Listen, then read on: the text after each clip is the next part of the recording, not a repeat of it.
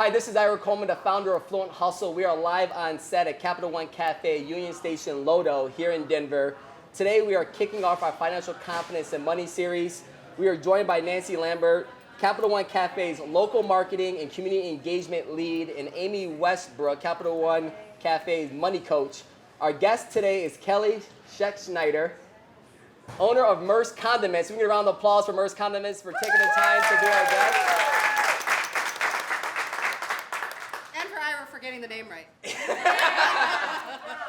Love that, love that. Fluent Hustle believes in empowering entrepreneurs via a community of trust, sharing, learning, and growth to ensure entrepreneurial success and personal fulfillment is achieved.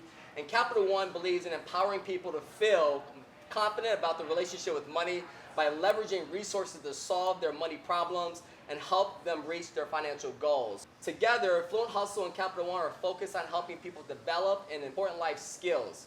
Fluent Hustle wants to help entrepreneurs build their business, their network, and the world around them.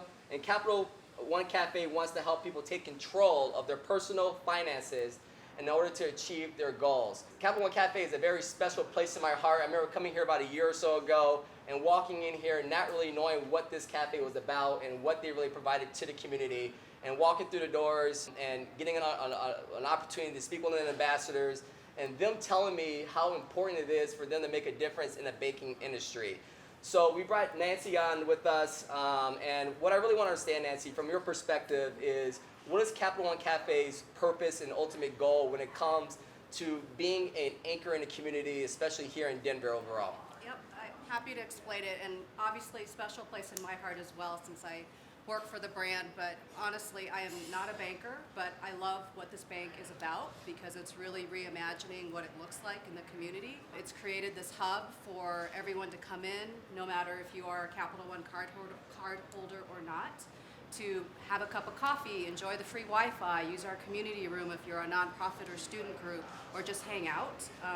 It's really a place that, as Ira has already shared, that you can really feel empowered to make banking decisions or just to feel confident about what we're providing to the community and being able to really translate that into making those important decisions in your life later that our ambassadors can lead you through. Our money coach here, Amy, can also help you with, but it's a place that, again, special and near and dear in my heart because it's so different from what a bank really is about, and that to me really translates into making folks out in the community feel empowered, which is sort of the end goal of what we're doing. Absolutely. And what I noticed the most is what Capital One Cafe is looking to do is change the way banking is going on. And it's becoming more electronic, there's more technology involved with it. And what you're doing to really have those crucial conversations when that technology is now becoming a buffer in the communication overall. And I personally can, as a Capital One, client, and just be able to experience it overall from a perspective of walking in here and just the attention you give and the conversation you're able to have, and inviting everyone to come here, whether you're getting a cup of coffee or not, or whether you're making a deposit or not, and just set up shop in this wonderful space that you guys have here downtown Denver. What are you most proud about, in taking lead from a local marketing and community engagement overall? Yeah, so much, and I'm just going to go back to what you just said about our space. This space really is designed for you. It's that intersection of the physical and digital space that's created for you to feel. It's really aligns with how people are living their lives and how they are banking today. And as a result of that, some of the important things that we do in the community are sponsorships that we host throughout on different events. We were just at the Chalk Art Festival just recently, which was great, our second year. We were able to judge that as well. That is really fun for us to be able to do those fun things out in the community, but alongside that, we do a lot of volunteering in the community, a lot of heart and hands work, but for me, what's uniquely different is, unlike a lot of nonprofits, we're able to do that specialty piece that not everybody can and do the financial literacy, which is really what's changing people's lives. Anybody can certainly help in the kitchen and go clean up, which is very, very important and vital, but I feel like the work we're doing is really translating into making an improvement in our community, and that's really what we want to do. And you're opening up the doors, as I said, to everyone. And I want to kind of go a little bit deeper into the conversation of the nonprofits that you're supporting. Sure. You have one called Dress for Success coming up here in the next 4 weeks on Saturdays. And I remember coming to the Dress for Success. I believe it was either last spring or last fall. I forget how often you guys did it. But I was just in awe just to be able to see that you're inviting these individuals in that have had probably not the best of luck in their lives, and you're really stepping up to try and make a difference to empower these women and let them know that no matter how many mistakes you made in the past, that you can always make a name for yourself moving forward. And if you get a chance, go to the website. There's a beautiful video for Dress for Success. It really touched my heart, and then just me being here and meeting some of these ladies and seeing what you guys are really doing is phenomenal. And then Heart and Hand, another organization here over in 5 Points, is a great organization that you guys are providing for, making sure that you can provide financial literacy to the youth and making a difference from the core, giving these individuals education and letting them know that if you can empower them and understand their money when they're young, they can take full control of their lives coming ahead in the future. Right, and I have to tell you, some of these classes we do may seem very simple. I've gone through them and I've learned something. I'm like, budgeting and savings and conversations about money are not readily had in most families, and it's really can be a challenging conversation to have with yourself, and we really want to change that stigma and provide the educational tools not only for the youth but for a lot of folks that you might think you have a great understanding of what money should do for you. We want to help you build that confidence to understand it's really about the relationship with money. And Amy here, being the money coach, has done a wonderful job with helping me understand that, as well as others in our communities. Again, it sounds kind of over the top, but it's like if you can truly empower yourself to make these decisions about money, it can really change your life. And that's really what we want to do as the foothold here in the community. Love it. And I know one of your big goals is just letting the community know and build awareness that you guys exist here. Right. What other asks, can you share throughout the Fluent Hustle community and the Capital One community to come check this place out? Yep. Don't be afraid when you walk by the 15th and Miwata corner. You see the Capital One logo and you wonder, I don't have a card. Is that their offices? Am I allowed to come in? Absolutely. Anybody can come in. And we've talked about sort of these really more serious things about money, but we also do a lot of fun stuff here as well. We just had Waffle Wednesday today, which we sample out with waffle cakes, local community, local food vendor. They sample out their food products. We want to showcase them and also bring people into the space. So we'll do different things like that to get people in to just not be afraid. Come in and grab a cup of coffee, or come talk to one of our ambassadors, or just check out the space. And I see people in here knitting in the nooks or watching SVU all day or whatever. Do what you want. It's really a space that's designed for you. So I would say don't be afraid to just come in and ask, what is this place? And we'd be more than happy to give you a tour and just show you what it's all about. Well, thank you, Nancy, for sharing that with us. Thank you. You're not off the stage quite yet, but in a couple of moments. Right? Okay, sounds good. So, Amy, you're the money coach here. I am. And I think you have a pretty awesome gig to be working with Capital One Café and really taking an opportunity. I've seen you from afar, and I remember approaching you maybe a year or 6 months ago and having that connection with you. And I can tell you that she genuinely wants to help people understand their relationship when it comes to money, and really making sure that they're most confident and comfortable. And whether you're a big spender or you're a frivolous spender, right? Doesn't matter. At the end of the day, you're trying to make sure that everyone's aware of what their options are. So if you can just enlighten us a little bit, what is a money coach, and what do you do, and how do you benefit the clients overall? So what's unique about my role is that I'm actually a life coach that's just good with money. So what's great about that is Capital One gives me the leeway to meet people where they're at. And so a lot of times I'll get somebody into the space, and it turns out that they might be having maybe some relationship issues. And so we might need to work out some boundaries with a partner before we can really put some financial goals in place. So Capital One gives me the leeway to be able to do that with clients. Love that. Yeah. Love that. And how long have you been now here with Capital One Café as the money coach? I have been here just over a year. Congratulations. Yeah, thank you. They kept me. You're not going anywhere. Well, and that's maybe something I should point out is I'm technically not a Capital One employee. So I can't sell you products, services. I don't even know what they are.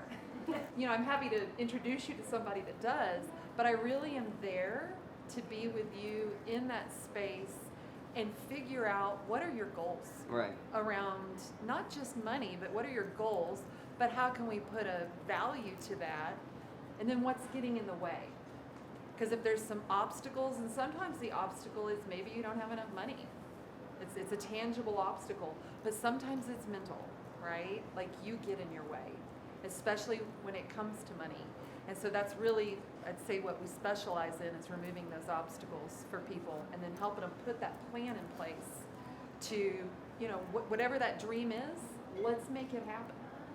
And you provide complimentary sessions, programmed and designed to connect your values as the customer to your money and getting your money under control, and having a plan and action towards your future goals. And this is going to be very unique because Fluent Hustle is about empowering entrepreneurs and work with a money coach in 6 months to a year sooner and say, hey, I want to get into business for myself down the road. How do I get my finances in order, and what should I be looking at? And then perhaps facing those limited beliefs and those fears you might have when it comes to money. Can you kind of just walk us through a quick track of what a customer might experience working with you from a money coaching perspective? Each customer gets 3 complimentary sessions with me. So you have to come back 3 times. You don't have to knock it all out of the park in one visit. But we typically come in, I'll ask some questions just to figure out where you are, what's important to you. And then we want to start looking at your goals. What's even on the radar screen, and what's working for you, what's not working for you. So we really kind of lay out a map of where you want to go. And then I have several tools that I can use within the session to help you deep dive into whatever subject you need to go into to figure out what that goal is. Some people don't know what their goals are, right? I work with a lot of really young folks that are fresh out of school, and they don't know what their goals are in some cases. And I've worked with people that are heading into retirement. So I really work with all walks of life in every kind of money situation. But it usually does start out with figuring out what's important to you. What are your values, and are you spending in accordance with those values? And what I love the most is what Capital One Café is looking to do is make money fun and have those conversations be enjoyable, because sometimes it can be very daunting, especially if you have a negative perspective on money itself, deep in debt, going through a divorce or whatever it might be. So a couple of workshops you guys have are the complimentary sessions you provide, but then also the one I love the most that I actually attended was how to talk money with your honey. So you invited 4 different couples on a panel, and they were going back and forth, and the facilitator was asking questions, and they had to answer the question based on their partner's belief. And it was really cool just to kind of see individuals be open to that, be vulnerable about that, and have some quite surprises as well. But bringing couples together and making it fun, so it's not just a war between one another. Then the other one that I did with you in the group was money meditation. And you had brought in a specialist, just really taking a moment that when you're frustrated with money, stop, take a deep breath, and just relax, right? Absolutely. In this very moment, it's not the end of the world. And correct yourself on that mindset so that you can make a difference for yourself moving forward and take the proper, clear, actionable decisions that you have to face. And it's crucial conversations at the end of the day, but you have to be aware of where you're at. So. Well, and what you mentioned too, we're always experimenting with our workshops, which is what I love. Like, we actually brought in somebody to do a meditation before we talked about money. I don't know anybody else that's doing that. Right. So that's fun. It was very fun. But it is fun to see couples, especially when you get them together and you start talking money, and it gets interesting. Yeah. It's a lot of fun. Sometimes surprises come up. Surprises. But what's interesting is people always leave with a language. Like they've got the words to have the money conversation that they didn't have before. Because our goal is, we don't want it to just escalate into a disagreement. We want to give you the language and the boundaries to have that conversation. So it's productive. Love that. Sure. So we're going to move on with the show. We're going to bring our guest on, Kelly, the owner of Merfs Condiments. If you can come up here, please, and give her a nice, welcome round of applause.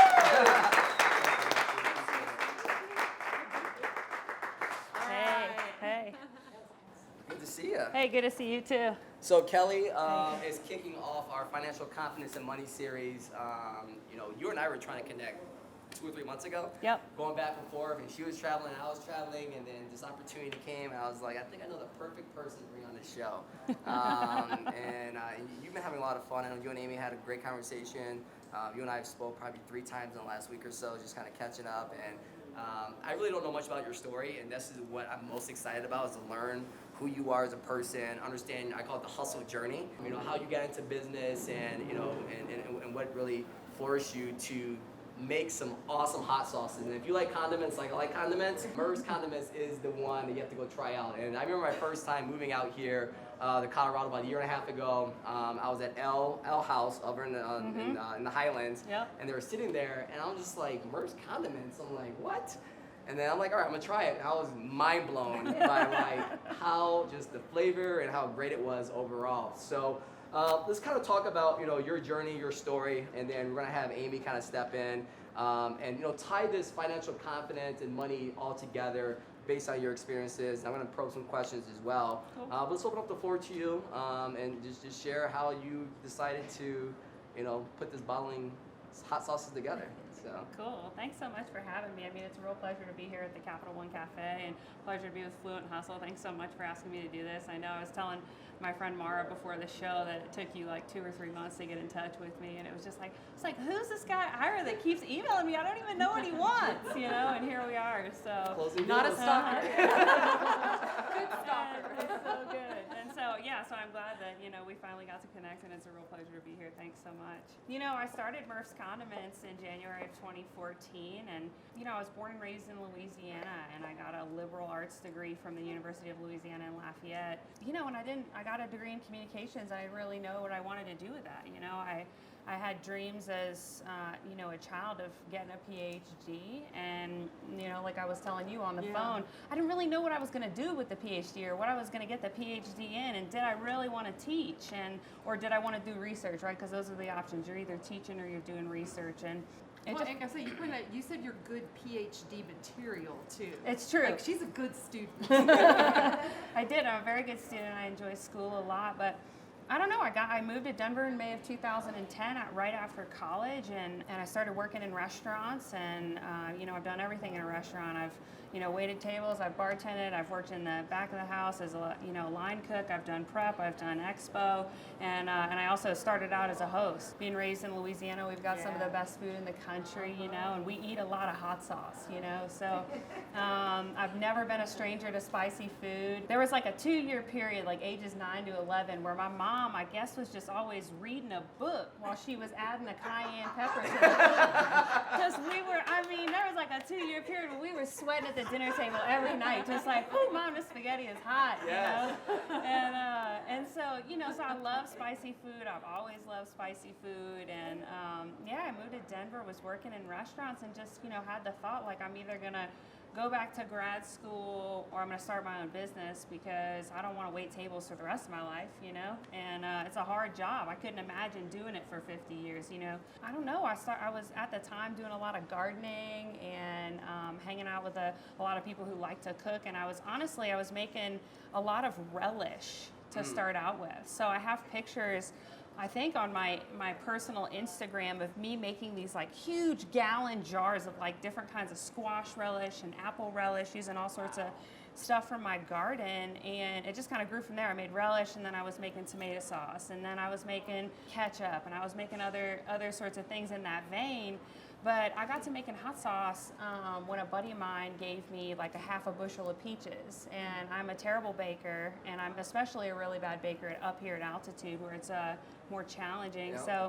And I didn't want to make preserves, so I thought, okay, well, why don't I make some hot sauce with these peaches? So I actually had my 3-year-old neighbor come over and help me blanch this whole, this bushel of peaches. And Are you still on the payroll? No, not on the payroll. No, he's a happy 3rd grader. But yeah, so I made a peach habanero hot sauce, and really what happened was I started passing it out to friends and family, and they were asking for Christmas gifts, or they'd come over to visit me and secretly leave with a couple of jars. bars, and so people were stealing it out of the fridge. People were really asking for it for Christmas gifts, and I thought maybe, I've stumbled onto something here, and I've always enjoyed cooking. I started cooking when I was like 6 or 7, and so I started writing recipes, and I mean, here we are, 4.5 years later. What was that turning point going from a hobby, An expensive hobby. right? A very An expensive hobby. Yeah. An expensive, delicious hobby. Yeah. To then be like, there's promise to open up a business. I mean, was it just the words of encouragement from your friends? Did you really sit down and did you pull the trigger on a whim? Like what did that look like for you to really just make the decision that, you want to become an entrepreneur and leave the teaching education? I think the answer to that question is really simple. I just decided that I didn't want to go back to graduate school, and the option was that I was going to start my own company, and food seemed like a natural avenue for me to go, being from Louisiana and loving to cook, and I was recreationally making all those different kind of condiments, and yeah, I don't know. I mean, it really was just one of those things where I guess I'm just going to do this, I had a couple of recipes to start with, so I just started researching and learning about what I needed to do. And I mean, Colorado has such a great entrepreneurial community, I wouldn't say that it's easy to be an entrepreneur, but if you're going to do it anywhere in the world, this is a great place to do it. The resources provided by Colorado State, provided by the city, provided by the health department, really are instrumental in helping you start something like this. And I say this all the time, Colorado, especially Denver, is a very collaborative community to help everyone out and help them find success within their business. And you've really tackled the restaurant industry. I mean, you have some big names where you have your condiments, and I think Colorado's about embracing the local businesses and the small business in particular. And what's really unique, and correct me if I'm wrong, are you still bottling your sauces today?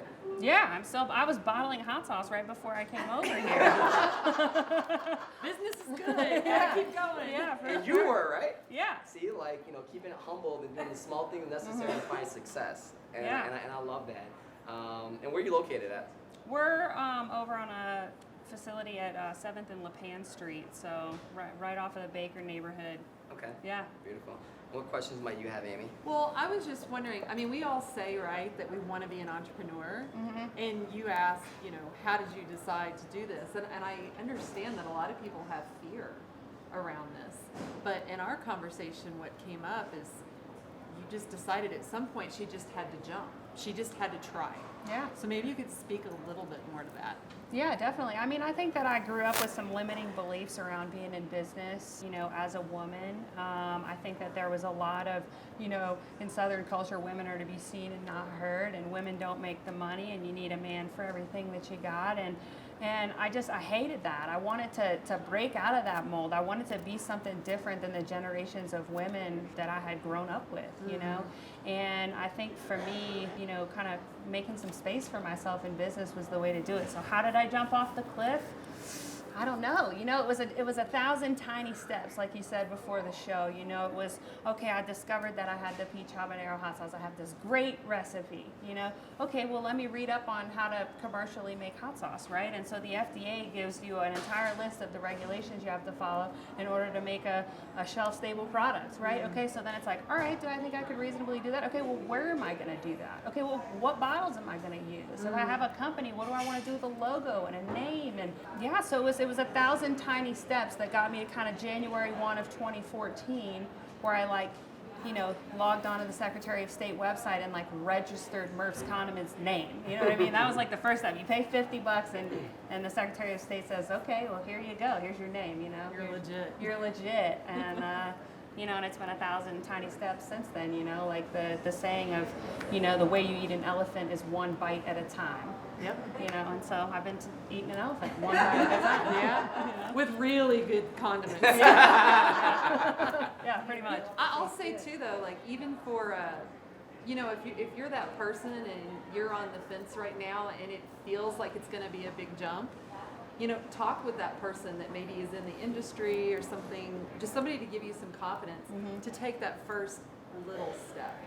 Because I do think, I see that a lot inside of money coaching, people that want to start something but they just say, I can't. It's just too big, right? So it's like a snowball, but when you can start to pull that snowball apart and you're looking at little flakes, all of a sudden it looks doable. Yeah. So I love that you brought that up, because I think that's the hurdle that a lot of people struggle to get over. For sure. Yeah. Yeah. So thanks. Yeah, of course. What else? Let's talk about money. All right. So getting into business, and tell us as much or little as you want, but what was your money situation getting into business? How did you manage your personal finances and the transitions over to funding your business? Were you able to go out there and get capital? Did you get a loan from someone like that? Did you have any limited beliefs when it came around to money? And you're obviously making a jump to get into business, but what personal barriers were you facing at that time that you can share with the audience, and perhaps give a voice of inspiration to others that might have felt something like you had early on? Yeah, definitely. I mean, I think, man, in terms of money, when I started Merfs Condiments, I was still in that broke college mindset. You know what I mean? In college, I didn't really have much cash except for if I worked a little bit on the weekends. And waiting tables is good money, but when you're traveling all the time and doing a whole bunch of other, the money just flies right out the door. Big spender. Yeah, big spender. Jeez. I had a couple of credit cards at the time that had high limits, and I just I would use a little bit and then pay it off, and then use a little bit and then pay it off, and then use a little bit and pay it off. Because you got to have capital, right? Because especially when you're in the manufacturing business, you've got to be able to buy ingredients and bottles and labels and caps, and you got to pay rent at a space to make it, and you got to potentially pay somebody else to help you make the hot sauce, So I wouldn't recommend personally that the way that I started my business, I wouldn't recommend that to anybody. Credit cards can kind of be a black hole, but that's how I did it. And what you're racking up your credit cards, right? Yeah. Hopefully not maxing them out, but maybe you did here and there.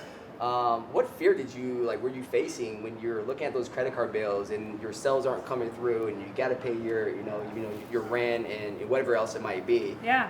And how were you able to manage that internally, but then also not let that hold you back from executing moving forward? Yeah, I kind of came from, being that broke college student that thought there's just never going to be enough money. I would say that that's a limiting belief that I had. I grew up in a fairly well-off family, but for some reason I just always felt like the world was going to cave in, that I wasn't going to be taken care of, that at any point, tomorrow I was going to wake up homeless and starving, Wow. Which hasn't happened to me yet. Knock on wood. Yeah, knock on wood. Man, I think that the answer to the question really is just that, I had those beliefs and I just turned that into, internal resolve to make the sales. The option when I started Merfs Condiments, the only option was success. Yes. And so keeping that in mind, I worked 80, 90, sometimes 100 hours a week. You guys hear that? Future entrepreneurs, 30, 40 hours a week is not going to cut it. And, and I did that for 2.5, 3 years. Now I'm back to a more manageable, 50 or 60, and I feel like I'm on vacation all the time. I only work 50 hours and I'm like, wow, it was a light week, But I think that, the hustle is so real. I made this company, on my own back, going out and doing cold calls. I walked into restaurants and said, can I speak with your general manager? And they're like, who are you? And I'm like, oh, my name's Kelly, and I own a hot sauce company. I've got some free hot sauce, And the host would go get the manager, and that's literally how I've gotten every single account that I have. It's just by knocking on doors and saying, hey, I've got something I really think that you would enjoy that would add quality customer experience to your business. Can we work together? So I turned sales, I might have had rotating balances on those credit cards, but I never missed a payment. I usually paid more than the minimum, and that was what it took, right? I had to carry some debt initially in the business, but I don't have debt anymore. Congratulations. Yeah. Congratulations. So. Let's say, and I think that just speaks to maybe good debt and bad debt too. Investing in yourself, investing in your business to grow your business. But what I really love about your story is faith. Yeah. You're doing something that you love, and the faith in yourself and in the business that it's going to work out. Yeah. And maybe to your point, Ira, if the faith isn't there, A, come see me. But B, is it really something you're passionate about? Because if you're getting in business just to make money and it's not something you love, do you want to dedicate 100 hours a week to that? maybe not. No. Most likely not. Probably not. Probably not. Yeah. Yeah. And I love what you said. Like the only option was to be successful, to find that success. Yeah. And your back was against the wall. I mean, you're working, waitressing job, but your sales, you're out there, cold calling and trying to figure it out. But when your back's in the wall, you're gonna find that success. There's no other option but to succeed. No matter what those credit card limits might be, no matter how much that personal loan you may have taken out, and just to have that resiliency and to fight through those barriers and say, you know what, I gotta go knock on doors, I gotta make these personal connections. And I think that's awesome, because I love cold calling, and I pick up the phone and go knock on doors all the time. Yeah. And for you to be able to do that and find success early on, that lets the buyer know that you're genuinely interested in wanting to earn their business. You're not just hiding, behind an email, just hoping and wishing that they'll come together, but you're actually putting a face to a name. Yeah. And that's very important. So fast forwarding where you are today, what can Colorado overall expect from Merfs Condiments, and what challenges might you be facing today that the community can help you out to get you to the next plateau for growth? Man, what to expect from Merfs Condiments? Hopefully just making and selling more hot sauce. That's the deal. We just built out a commercial production facility, so that was kind of the next move for the company. I did make a decision that I wanted to keep production in-house. I wanted to have control over how the hot sauce was made, how it tastes. It allows me to keep costs cheaper too to make it myself. So we built out the commercial production facility, which really just means that the possibilities are endless. Now that I've really got a secure place to make my hot sauce, and I haven't, I'm not going to move again for another 3 years, I really have the freedom to pursue some of those bigger companies. I mean, I think my next large account that I'd like to go after is Chipotle. Chipotle. Yeah. Hello. And I think that I'm just going to continue doing what I've always been doing, is I'm going to keep cold calling, and I'm just going to cold call bigger companies now, and just show up with hot sauce in hand, and let the rest work it out, So we'll open up the floor to a couple of questions with the audience, but I have one more question I'd like to ask you. Yes. Who's Merf? Okay, Merf is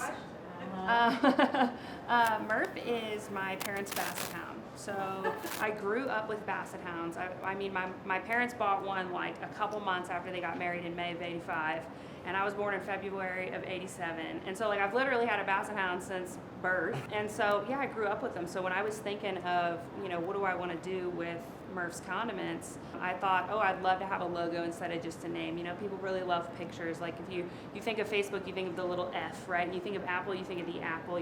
Twitter is the bird. And I really wanted to carry that into my products. I wanted people to see that basset hound and think about, eating electric lime at Snooze, or seeing that basset hound and going, man, I met her at the farmer's market a couple years ago.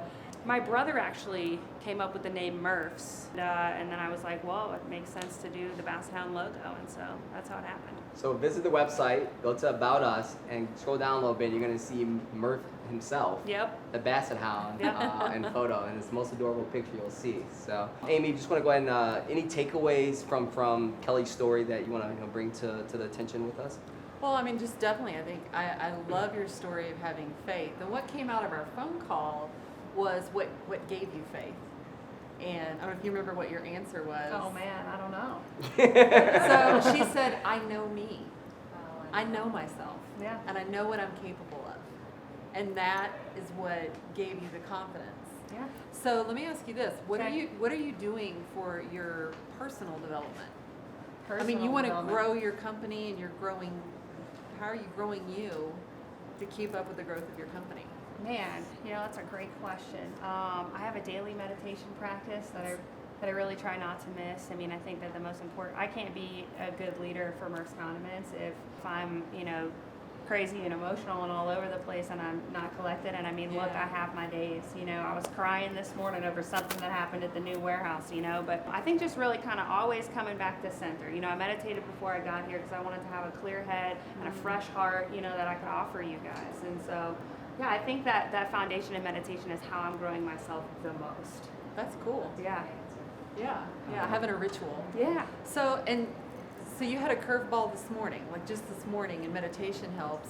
How have you molded your business and I guess rolled with the changes, right? Because we think that we've launched something, it's perfect, it's going to be just the way it is. You figured out the logo, you have a website, you're done. Yeah. And you're laughing because that's not the case. Right? Yeah. So how do you handle those curveballs? Man, resiliency, persistence, determination. I mean, those are just the words that come to mind. I think that the curveballs are inevitable. I think that being an entrepreneur requires an incredible amount of resiliency. I mean, more than I could have ever thought possible. I knew I was resilient, and I've developed that skill over and over and over again. And just being persistent and determined. I mean, like I said before, failure was not an option. So when you come to the table with success being the only way out, you're willing to do whatever it takes to make sure that it's going to be a success, that it's going to grow, that it's going to move in the direction that you want it to, you know? So Right. I think that having that goal in mind, having a clear idea of where do I see myself in 5 years, or what do I want from this company experience? Yeah, I think that. Well, and so I'll add, as a money coach, that's a really important part of any entrepreneur's journey, is to have a really clear vision of where you want to go. Because when it's fuzzy, Yeah. right? What happens when it's fuzzy? You throw some money here, you throw some money there, you throw some time here, some time there, and it does kind of feel like you're all over the place and you're not getting traction. And when you feel like you don't get traction, I don't know about you, but if you're not getting traction, it's like, what the heck? Yeah. Yeah. And then Get you want to lost. just kind of run away, Yeah. and that's like the last thing your business needs. Yeah. So, yeah, or, thank or, you. it's, or it's easy to take the the shortcuts and dissolve what your goals were to begin with. I mean, if Or you're not minimize concrete, them. if you're not concrete on what you want to do and then think big, it's going to be easy to say, you know what, I'm going to take the easy way out, and that's not the best way to ever find success. And I believe that you took every hard way imaginable just to make sure that you can fight through those barriers and make it happen. So because entrepreneurs, we're all lazy, right? We want to take the path of least resistance. I mean, that's just human nature, but there's really no path of easy resistance, least resistance. I should say there's never an easy way to do that. So if we can check to see if we have any Facebook questions in the comments, someone can check that for us. But open up to audience. If you can stand up, you don't have to stand up, but if you can just say your name and perhaps if you have a company, what company you're with, and then we'll go ahead and answer the questions. Go ahead. My name is Monster Rahman, the founder of Developer X. Question for Kelly. You said you had some limiting beliefs you had to go face over. What were those things that challenged you? You got to get over those limiting beliefs. Man, how did I get over my limiting beliefs? I think that, I'm not going to think my way out of wrong thinking. I'm going to act my way out of it. And it's really taking that contrary action every day to prove that I'm capable of doing the things I think I'm capable of doing. I could sit in my house all day and think, oh, I'm not smart enough, I'm not pretty enough, I'm not cool enough, and I'm not gonna think my way out of that. I just gotta put on a shirt and walk outside and go start talking to people, and I gotta get out of that by doing something. I think that was the biggest way that I got out of my limiting beliefs was I quit talking about what my dreams were and I started doing my dreams, I love that. Yes, that's awesome. I have a question. I do not know you. I have never met you, and I think you are adorable, and I would buy anything from you. I have that to say first. My name's Sheris. I'm from California. Just came in here, and this place is unbelievable. And I want to know, on shelves, we talk about the farmers market. We talk about going in restaurants. What about in stores? Is that a possibility, going into, I don't know, Whole Foods, put it on shelves? I went after restaurants first because for a couple of reasons. Number one, I like working with restaurants. And I like working with restaurants because chefs are really fun, and it's high volume usage and free marketing on the table. So people are eating electric lime hot sauce and going, oh my God, where can I buy that? So it helped me get into retail stores, honestly, to say, hey, I'm on the tables at over 100 restaurants in the metro area. This stuff is going to fly off the shelves if only you'll carry it. And so when King Supers actually should launch at the end of the month in the metro area. Yesterday was Taco Tuesday. I'm at King Yeah. Supers, and I'm like, let me go down the hot sauce aisle and see if I can find some Merfs. So I'm Sorry. excited you're gonna get it going there. So. Yeah. But go ahead. I didn't mean to cut you off. No, you're good. So the answer is that yes, we're starting to look into some more big box retail. It is available at all the specialty stores in the mountains in Fort Collins and Colorado Springs and in the metro area, and it's also available on Amazon. So yeah. Awesome. Any other questions you might have? Go ahead. Hi Kelly, I'm Carrie from High Plumbing, and I find a lot of success from failure and growth. What would be the one thing that you think you've gotten and gained the most from that you failed at? Oh my Lord. That I've gotten the most out of. You know, I think that, that I talked a little bit about that I still have this limiting belief that things aren't going to work out, that I'm going to end up homeless or starving. And I'll just tell you my most recent example, which is this morning. So I was looking for, an electric motor for the mixer for the top of my 150-gallon kettle, right? Very important piece of machinery. There's not a real clear-cut way to move from using an air motor to an electric one, right? So I'm doing all this research. I have all the variables that I've been possibly able to find for this piece of equipment, and I go into this electric motor store and they just kind of can't help me, right? So I get this motor that I think is going to be all right. I flip it on this morning after I get the electrician to install it. It started smoking in 2 minutes. Oh, wow. 2 minutes. Smoke was pouring out of it, And so I think, we had to, obviously I called my electrician, was like, what is going on here? The motor's on fire. And it ended up, 4 hours later where we have a new motor on there that's high powered enough to do whatever we're looking for. But I think that in this process, I really just try to allow myself to feel my feelings, right? I was scared that the motor wasn't going to work and we weren't going to find one in time to make this 100-gallon batch of hot sauce that I had to have for orders that are going out this week, and so I allowed myself to feel my feelings, and so I had a good little cry in the car, because I'm a human, right? I'm a human having a human experience, while I'm working, and it's okay to have feelings about that. And so, some days I'm cool as a cucumber, I'm like just sail through that huge hurdle and it's no big deal, and other days I have more trouble with it. So I learn from everything, every time something does work out in my favor, even if it's not the way that I think it's supposed to look, I do sort of just get that renewed commitment that the universe is looking after me, that I do have a purpose here. So Love that. I think you had a question over here. Yeah, for me. Are there other Capital One cafes outside of that? Yes. So we also have a cafe up in Boulder on the Pearl Street Mall that I also coach at. But there are cafes all over the country that have money coaches. And so anyone in one of these cities can check it out at www.capitalone.com/money coaching. And it'll actually pull up all the cities that are available. But I think we've just hired a whole new slew of coaches, and I think we're up to almost 20 coaches across the country. So offered in a lot of cities. So, wherever you're watching from, check it out. Absolutely. Yeah. Any other questions? Go ahead. One story for you. Yeah. What do you think is missing, like the financial world, like kids and things that you can learn how to deal with their finances? Me growing up myself, I was never taught that.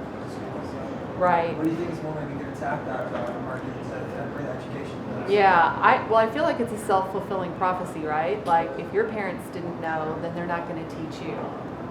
Then you're not going to be able to teach your kids. And so that's what I see is it's just this non-ending cycle. And unfortunately, what we are taught a lot of times hurts us more than it helps us. It plants some of those limiting beliefs in our heads. Many of our limiting beliefs are actually imprinted in us by about age 7. Yep. I know, right? Well, we believe in Santa Claus, right? We're not questioning Santa Claus, and it's the same reason we don't question our parents when they say something like money doesn't grow on trees. We just take that as fact, just like we take the Tooth Fairy, the Easter Bunny, and Santa. We don't question it. And so unfortunately that gets programmed into our brain pretty early on. But I think the biggest picture is, and we're starting to see a shift. You do see people now going into schools and creating programs.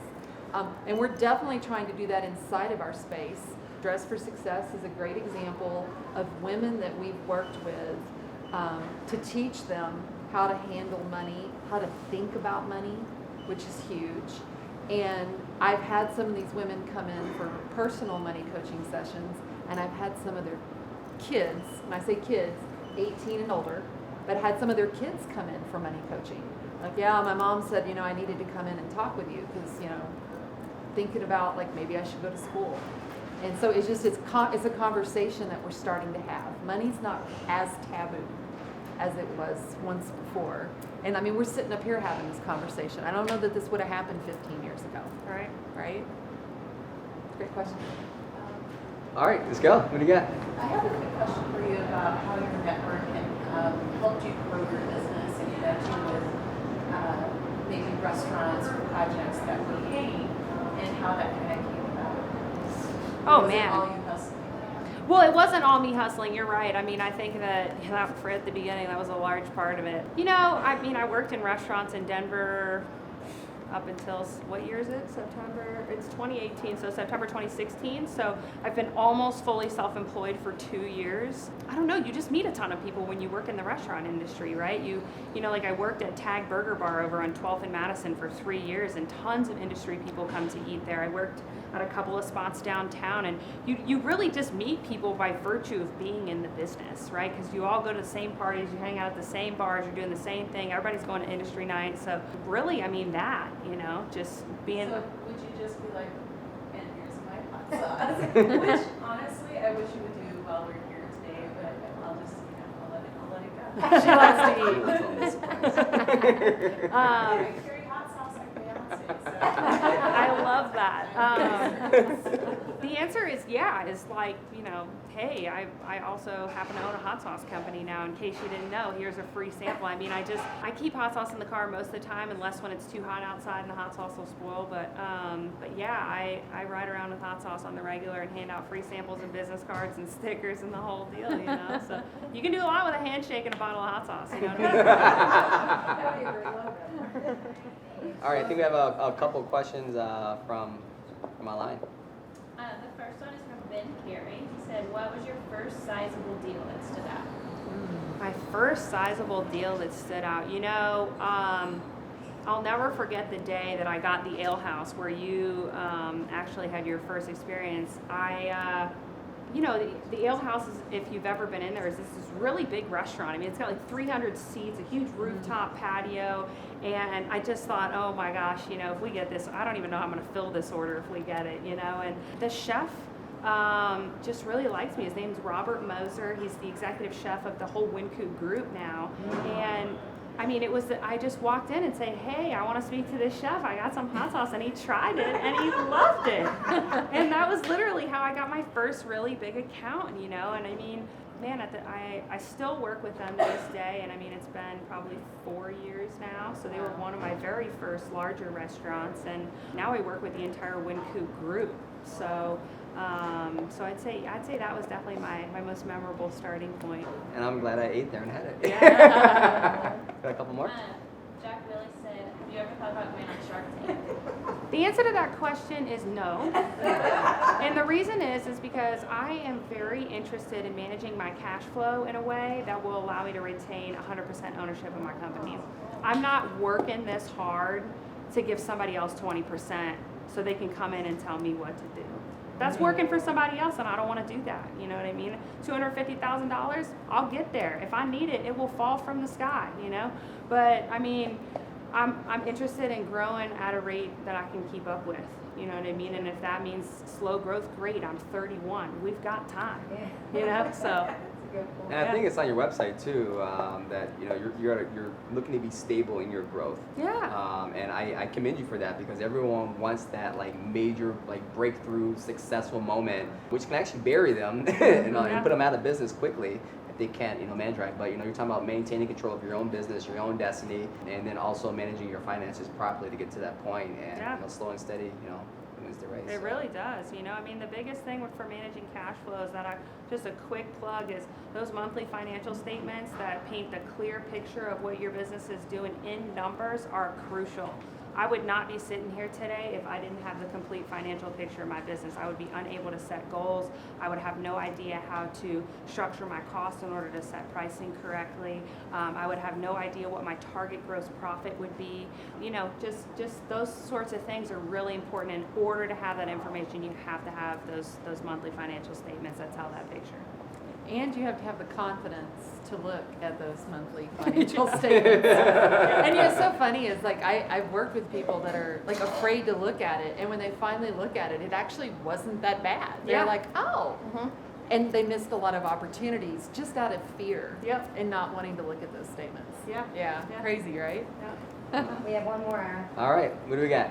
Joe Hamilton asks, what's the biggest obstacle to overtaking the big boys, Cholula, Louisiana, etc.? That's my cousin. That's my cousin cousin over in Atlanta, Georgia. We have a, What's his name again? his name's Joe Hamilton. Joe. We got you, Joe. Joe, I see you. But we've got about 30-person text message Hamilton family thread, and before this happened, I put the Facebook Live link on that family thread. So, but anyway, what's the biggest obstacle to overcome in Cholula? Honestly, just they have an immense international reach, which I don't have yet. I don't really see there being any obstacles to overtaking them. I think that America is more interested in stuff that's very flavorful, that's texturally appealing, that that really adds quality and flavor to food. And I'm not saying that those products don't do that. I just think that we're all looking for it in new ways. We're tired of seeing Heinz, we're tired of seeing Tabasco. I want to try something that's new, that's fun, that's relatable, that I can see somebody on Facebook Live giving a talk about. It's like, oh, I know where my food comes from. So yeah. Well, let's point out, it's a choice. Yeah. You're deciding how quickly you want to grow. Yeah. And that, I think we forget that sometimes as entrepreneurs. We have a choice. Yeah. Right. Yeah. I love that. True Any, you. any other questions? All right, continue on. Anything on all right, let's keep it moving forward. So, one, I appreciate you coming on to the show. This is our first show of the Financial Confidence and Money series here at Capital One Cafe. Amy, thank you very much for being part of this conversation. I personally think handling your money and understanding your money and facing it and having confidence about your money is very, very crucial to your success moving forward. Whether you're an employee, you're trying to find those lifestyle changes to go take a vacation, or if you're one that has the guts to get into business and you really want to find that success in your own right, you have to handle the money first. And looking at your personal financial statements and looking at your books and your business and being able to have that confidence to take them on, because it can be very daunting, it can be very confusing, and it can be very intimidating overall. This is why I'm very happy that we have this opportunity to have these crucial conversations, but hear it best from a business owner like Kelly that can really express it from a personal standpoint, but then also in a business standpoint overall. So thank you very much for being here on live set with us. Thank you very much for everyone who had a chance to chime in and watch with us. Again, my name is Ira Coleman. I'm the founder of Fluent Hustle. We are a community that's empowering entrepreneurs here in the Denver community and nationwide as well. And we have a great partnership with Capital One Cafe to speak about the financial confidence and money. And Kelly, thank you very much for taking the time out of your busy day and coming to share your story. It's incredible, and you should definitely be a speaker one day if you haven't thought about doing that. I mean, you're so inspiring, and everyone here can attest, just how amazing you are. And we brought a couple samples. All right, thank you guys. Have a wonderful day. Take care.